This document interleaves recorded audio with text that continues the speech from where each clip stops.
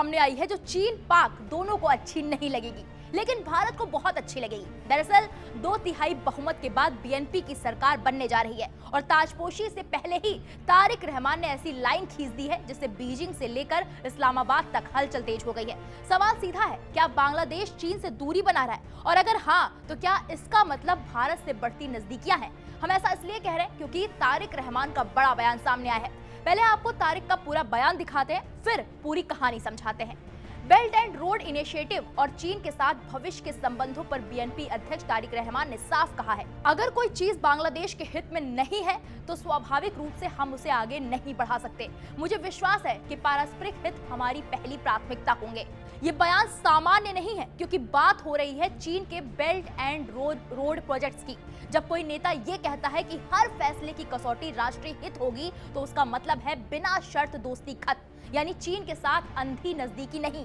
ढाका का इशारा साफ है, अगर शर्तें बराबरी की नहीं होंगी तो दूरी भी बनाई जा सकती है। अब यहाँ सबसे अहम कड़ी जुड़ती है भारत। बांग्लादेश की अर्थव्यवस्था, व्यापार, बिजली सप्लाई, ट्रांजिट रूट, सीमा प्रबंधन, इन सब में भारत की भूमिका बेहद अहम है। ऐसे में अगर चीन के साथ ठंडापन आता है तो रणनीतिक संतुलन के लिए ढाका को नई दिल्ली के और करीब आना होगा। यानी समीकरण सीधा है, चीन से दूरी बराबर भारत से मजबूरी में नजदीकी, और यही वो बिंदु है जहां पाकिस्तान की बेचैनी बढ़ सकती है। अगर ढाका नई दिल्ली रिश्ते और मजबूत होते हैं तो इस्लामाबाद के लिए ये रणनीतिक झटका होगा, क्योंकि दक्षिण एशिया में पाकिस्तान पहले ही भारत के प्रभाव को लेकर असहज रहता है।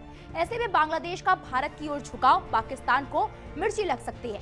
अब बात करते हैं शेख हसीना पर रुख की। 15 साल तक सत्ता में रही शेख हसीना के भारत आने के बाद माना जा रहा था कि बीएनपी कड़ा रुख अपनाएगी, लेकिन तारिक रहमान ने प्रत्यर्पण के सवाल पर नरम लाइन ली। उन्होंने कहा, ये कानूनी प्रक्रिया पर निर्भर करेगा, यानी न आक्रामक बयान न सीधा टकराव। ये भी एक संकेत है, भारत के साथ रिश्तों को शुरुआत से ही टकराव में नहीं डालना चाहते।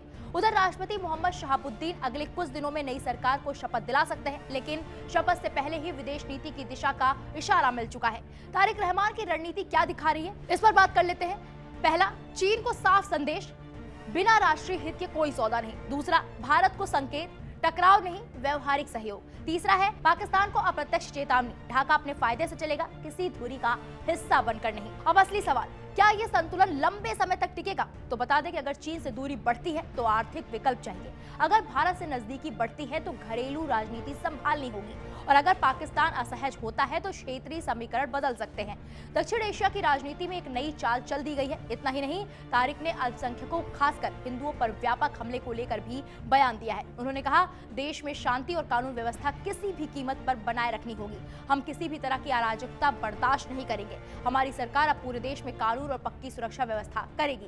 तारिक रहमान ने साफ कर दिया है, दोस्ती होगी लेकिन शर्तों पर। अब देखना यह है कि ढाका की ये नई रणनीति क्षेत्र की कूटनीति में कितना बड़ा भूचाल लाती है। फिलहाल इस पूरे मामले पर आपकी क्या राय है, हमें कमेंट बॉक्स में जाकर जरूर बताइएगा।